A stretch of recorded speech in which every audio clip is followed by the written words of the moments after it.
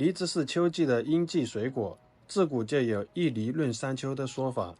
梨子清甜多汁，營養也頗高，無論是生吃還是煮梨湯，都很適合秋季食用。以前我挑梨子只知道看大小，但總是買到皮厚不甜、口感粗糙的梨子。但是如何才能挑到清脆香甜、果肉細膩的梨子呢？多虧一位果農教給了我幾個挑梨子的竅門，這些方法果然厲害，簡單又實用。接下來我就把如何挑梨子的方法也分享給大家，建議收藏，包您也能一挑一個準。首先看果形，挑選梨子時我们要以貌取梨，俗話說歪瓜正梨。在挑選梨子時，盡量選形狀規則圓整、果形端正、大小適中的，這樣的梨子吃着沒有渣子，果肉細膩，口感清脆鮮嫩。果形周正的梨子汁水豐富，味道也非常的甜美。相反，像這樣形狀不規則的梨子，果肉分布的非常不均勻，它的糖分沉積的也不均勻，吃起來肉質也會比較粗糙，淡而無味，甚至會有酸澀的味道。所以咱們在挑選梨子時，一定要記得果形端正的才好吃，歪歪扭扭的梨子不能選。第二，看果萁。果農還告訴我，想知道梨子甜不甜，我們要看一個地方，一看就能看出梨子好不好吃，這就是梨的底部，也就是果萁的位置。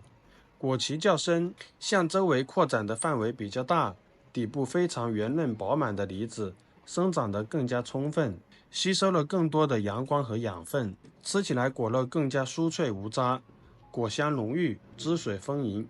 相反，如果梨子的果皮又淺又小，梨子的底部比較尖，這樣的梨子往往果核相對更大，果肉少，而且吃起來口感偏粗，味道也會發酸。所以您下次挑選梨子的時候，可千萬別忘了看一下這個位置，要選果萁又深又大的，而不能選果萁又淺又小的。第三，看果皮。挑選梨子要看果皮，果皮的顏色，果皮上的果點分布，果皮的厚度，果皮上是否有傷痕，這些細節都要觀察。咱們一個一個來說。又脆又甜的梨子，果皮應該呈現出亮黃色，如果顏色發烏發暗，則說明放置時間過久不新鮮了。而像這樣有些地方的顏色發綠，則說明還沒有完全成熟。咱們仔細看一下梨的表面，就能看到上面分布着有很多小點，這就是我們說的果點。果點細而密，則說明梨子的果肉細膩。相反，果皮又大又細，則說明梨皮厚，果肉也會粗糙，吃起來會有渣子。看把它們放在一起比較一下，明顯的區別還是很大的。再來看看這個梨，梨皮看起來很厚，表面疙疙瘩瘩的，這樣的梨子水分不足，口感差，所以咱們要挑梨皮細膩且薄的。另外，梨子在生長、採摘和運輸過程中，難免會有磕磕碰碰，有些表面就會留下傷痕，通常梨子就會從傷痕處腐爛變質，這樣也會縮短了保存時間。第四，看果柄。梨子的甜度和鮮度程度密不可分，新鮮的梨子又脆又甜，一旦存放時間過久，風味和營養都會慢慢流失。如何判斷梨子是否新鮮呢？看果柄，位於梨子的頂端，也就是人們常說的梨把。通過觀察梨把可以推斷梨子的新鮮程度。新鮮的梨柄是綠色的，隨着時間的推移，果柄會慢慢變成黑色，並且從頂端逐漸向下變色的。